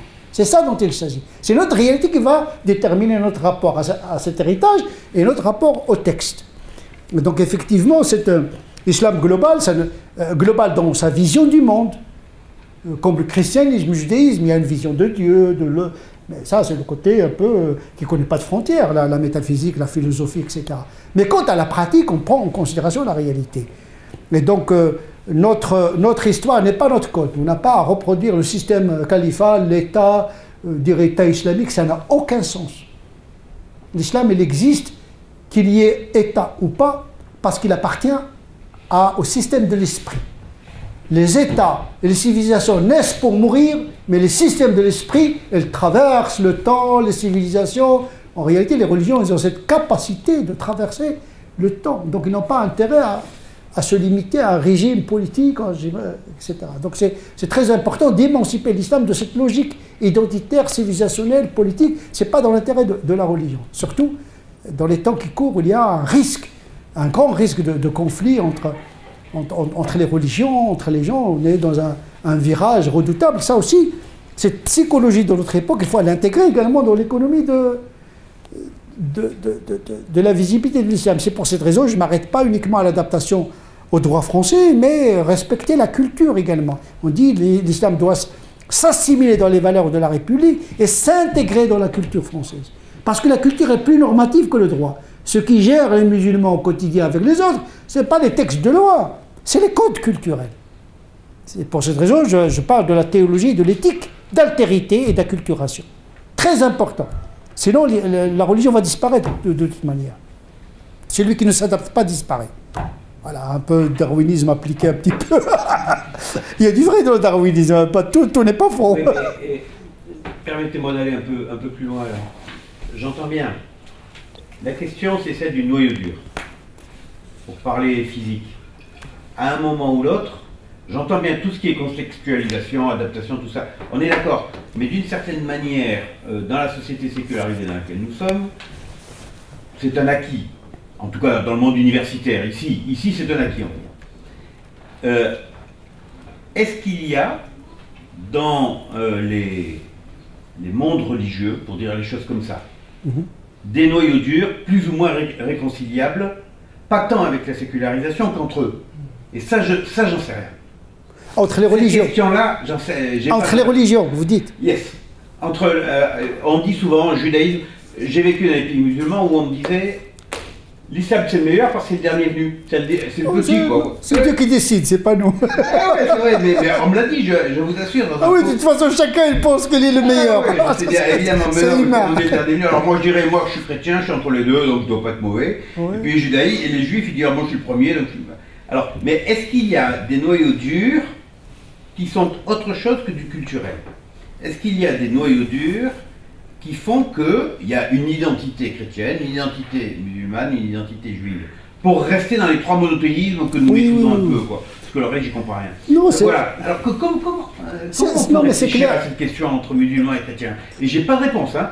J'en sais rien. Hein. D'abord, il y a un aspect dans votre question qui est de l'ordre de la théologie, de la métaphysique, c'est-à-dire pénétrer le secret de Dieu. Pourquoi il y a cette diversité? Oui, c'est ça. Voilà, c'est le vouloir de Dieu tel qu'il se déploie dans cette diversité. Et comme dit le Coran, si Dieu l'avait voulu, il aurait fait de vous une seule communauté. Donc cette diversité... C'est une bonne réponse, ça. Eh oui, mais c'est un fait voulu par Dieu, c'est un fait têtu. Donc, et même au sein des musulmans, tout le monde n'est pas le même. Au sein moi, je pense qu'il n'y a d'universel que le singulier. Que le singulier. Que le singulier. Je ne vais pas entrer dans cette épistémologie, parce que c'est de l'homme dont il s'agit, c'est l'individu. C'est important, parce que chaque individu a l'image de Dieu. Et ça, c'est une vision un peu métaphysique de l'individu. Le christianisme dirait ça. Il dirait exactement ce que vous venez de dire. Oui. L'universel, c'est dans le singulier. Mais oui, mais je ne l'ai jamais entendu. mais ça existe. Oui, la théologie de l'incarnation, etc. Oui, bien sûr. Et donc, effectivement, ça le dépasse. En tout cas, le Coran, il dit « Oh, vous qui avez reçu le livre, venez à une seule parole commune, à savoir n'adorer qu'un seul Dieu et qu'on ne se prenne pas pour des dieux. » C'est l'appel à l'humilité. Voilà. Chacun a sa vérité, mais il y a toute une théologie de la vérité. Est-ce que la vérité est plurielle, oui ou non? Elle a été traitée par les théologiens musulmans. Al-Ghazali, Al-Anbari, etc. Il dit tout homme qui a fait l'effort de connaître la vérité a raison éthiquement, pas forcément intellectuellement. Tant qu'il est... Il y a des athées honnêtes. Ah ben oui, c'est certain. Et donc ce qui compte pour Dieu, c'est l'éthique, pas la conviction intellectuelle. Tant qu'on ne refuse pas une vérité en connaissance de cause. C'est ça qui est interdit. Vous avez vu le prophète, vous êtes convaincu que c'est un prophète, mais par orgueil, vous avez refusé la vérité. C'est la limite. Et donc, l'erreur est excusée par la faute. La faute, elle peut être excusée parce qu'il est miséricordieux, mais c'est la faute morale. Connaître la vérité et ne pas vouloir la suivre. C'est ça qui est condamné dans le Coran. Et puis, pour lever tout suspense, le Coran dit, ne vous disputez pas, Dieu jugera entre vous sur vos différends. Et donc, effectivement, le christianisme dit la Trinité, c'est la vérité. Nous disons, oui, la Trinité est la vérité, mais nous avons une autre lecture de la Trinité. Nous avons le Père, on a le Saint-Esprit, c'est l'archange Gabriel qui a déposé l'Esprit dans les entrailles de Marie, et le Fils, qui est le Verbe qui s'est fait chair par création et non pas par engendrement. Donc, moi, je suis en train d'écrire un ouvrage sur la Trinité musulmane, justement dans ce souci de proximité, pas dans le sens de syncrétisme, parce que quand même, il faut entretenir la diversité, parce que le syncrétisme est mortel, le clonage est mortel. Donc il ne s'agit même pas, comme dit le Coran à plusieurs reprises au prophète, est-ce à toi de contraindre les gens afin qu'ils deviennent des musulmans. Tu n'as qu'une seule obligation, c'est de transmettre. Le prophète n'avait aucun pouvoir coercitif, même si parallèlement il devait assumer sa part de l'histoire. Et donc effectivement, tout dépend de l'intelligence, de l'éthique, voilà. Il y a des bons musulmans et des mauvais musulmans, il y a des bons chrétiens et des mauvais chrétiens. C'est l'individu qui fait la religion, contrairement à ce qu'on pense. Ce n'est pas la religion qui fait l'individu. Donc il faut toujours chercher l'individu. La singularité, au sein même d'un système. Bon, je suis un peu contre Hegel, pour Kierkegaard, contre le système, un humanisme contre le système. Et voilà, il faut toujours, dans nos rapports, chercher la singularité avant la généralité. Voilà. Et je pense que cette vision permet de soulager beaucoup de souffrances mentales et inutiles. Maintenant, si on procède par simplification de l'islam, c'est ce que j'essaie un petit peu de faire, ce que j'appelle l'orthodoxie minimaliste, l'orthopraxie minimaliste, réduire les pratiques à ce qui est le plus essentiel. Il faut vraiment faire un microfiltre pour ne laisser passer que ce qui est essentiel en islam. Le culte, avec des aménagements, les valeurs de la charité, etc., qui est essentielle sans entrer dans les détails,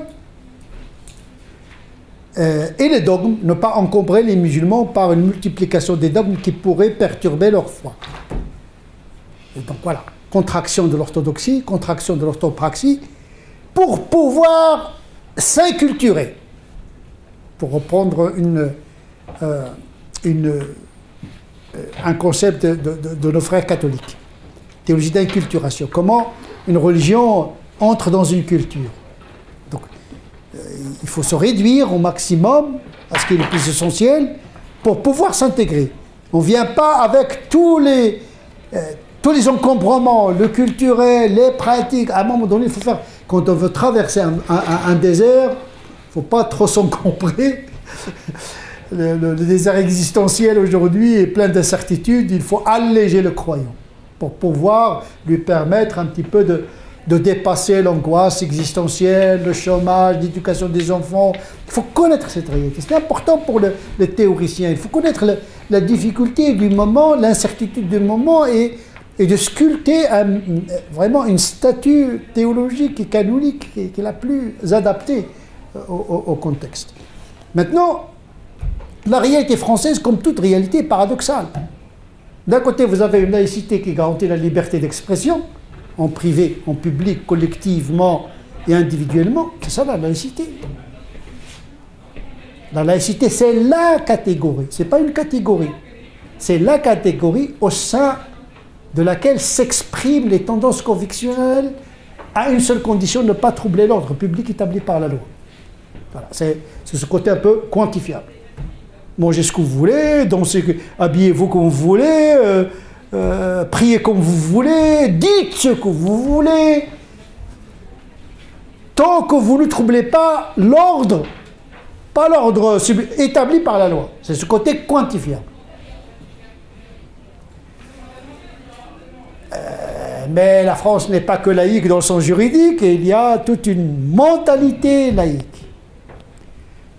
La laïcité française n'est pas la laïcité belge. La laïcité belge, c'est une catégorie à côté de... Elle est représentée par les libres penseurs, par les agnostiques, les athées, à côté du christianisme, du judaïsme, du catholicisme, du protestantisme et de l'islam en Belgique.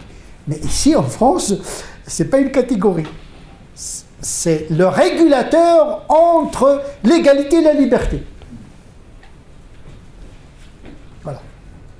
Égalité et liberté.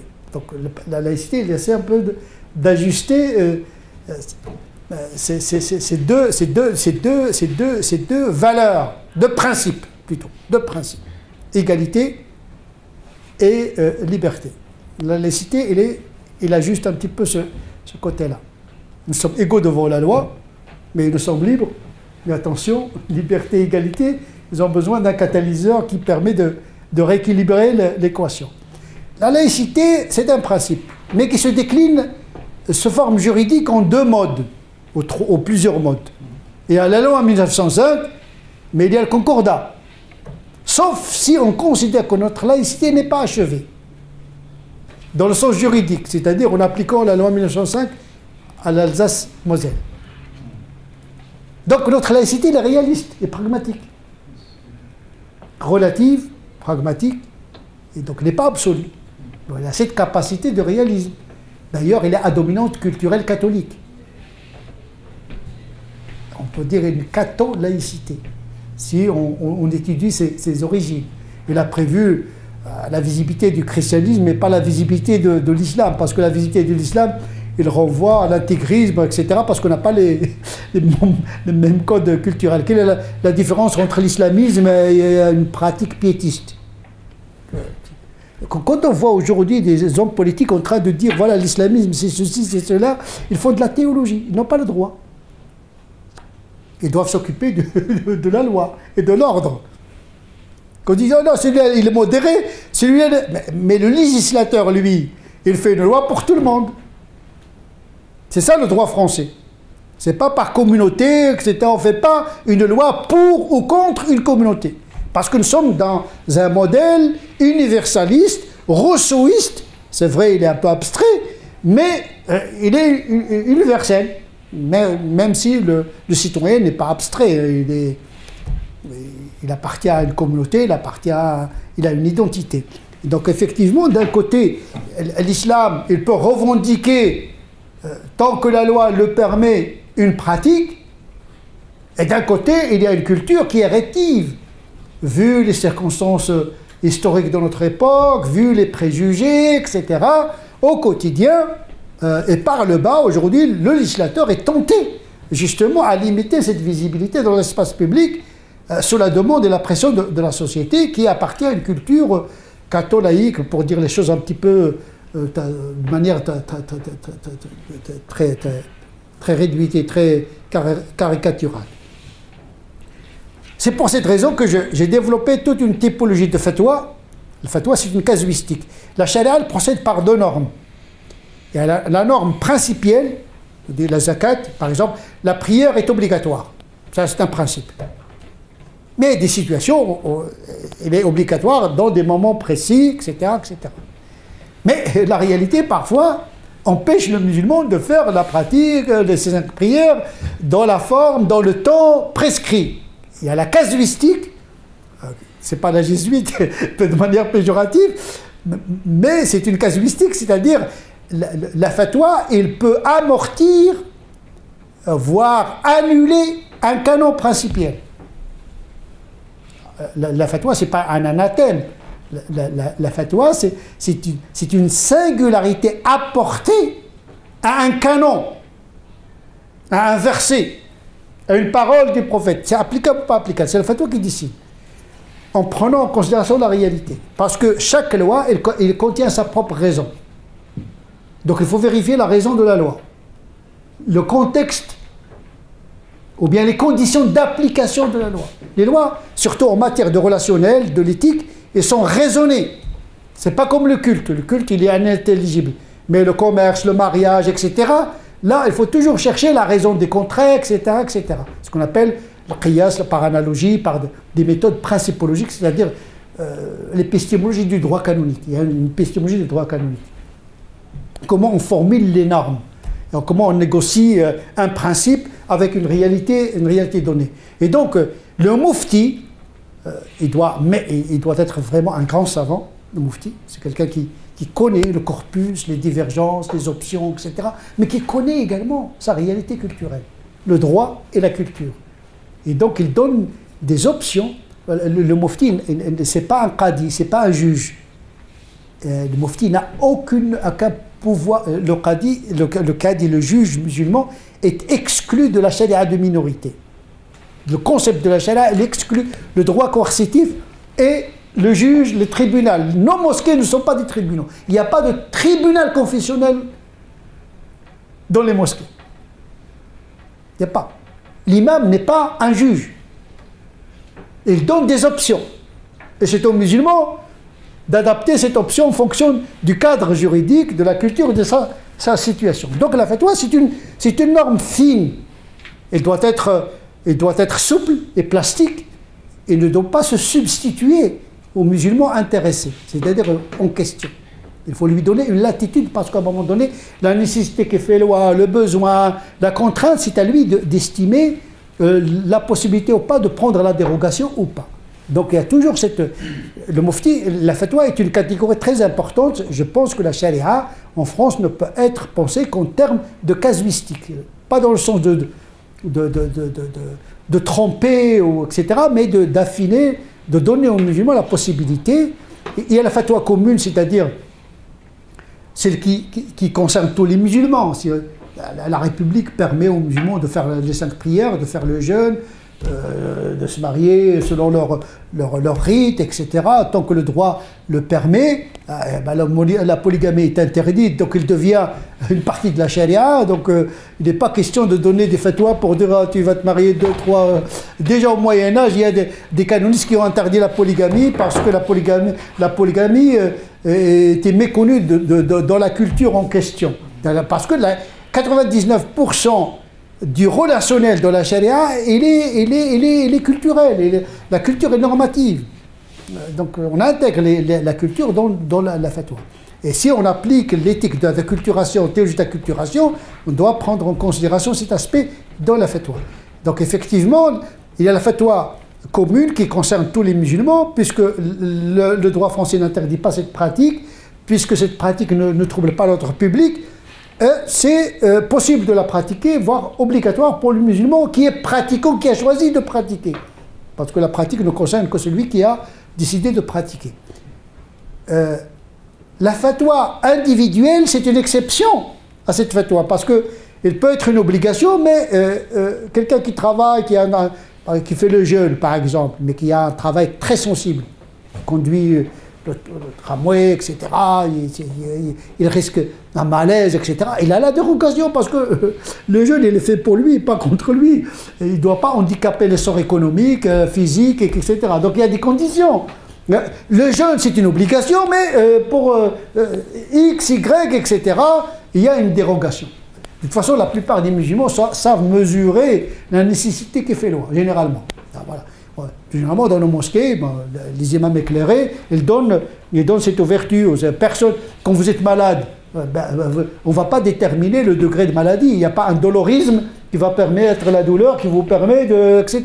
Mais on n'est pas égaux devant la contrainte, on n'est pas égaux psychologiquement et biologiquement devant les contraintes. Donc le jeûne, il permet de domestiquer l'instinct afin de libérer l'esprit par l'imitation des anges, parce que jeûner, c'est faire comme les anges, c'est comme Dieu lui-même, imitation de Dieu, d'une certaine manière, pour faire le bien. Jeûner pour jeûner, ça n'a pas de sens. Jeûner, c'est pour améliorer la condition spirituelle, morale, mais à condition que cela ne porte pas préjudice au corps et à l'économie de l'individu. Voilà, donc ça se mesure un petit peu. Donc effectivement, la fatwa, c'est une norme d'ajustement de la pratique. Et donc c'est ça qui permet un petit peu de transcender ce paradoxe, cette schizophrénie laïque, qui veut d'un côté favorable juridiquement à la pratique de la religion dans l'espace public à condition que celle-ci ne trouble pas l'ordre public, mais d'un côté, on a une culture, on a des codes, on a une société qui se crispe, etc. Donc on est obligé de jouer sur l'autre tableau d'un fatwa qui soulage le musulman et qui soulage également la société pour ne pas troubler l'équilibre laïque déjà fragilisé par les circonstances économiques et politiques identitaires que traverse la France. Donc il y a beaucoup d'éléments que je ne veux pas introduire ici. Donc tout ce que je veux dire, c'est qu'il y a cette capacité de discernement, de complexité, de nuance, dans le sens de simplifier cette religion pour permettre aux musulmans de vivre complètement, tranquillement, en France, sans se porter préjudice et sans vraiment provoquer un déséquilibre dans la société. Je vous remercie. Merci.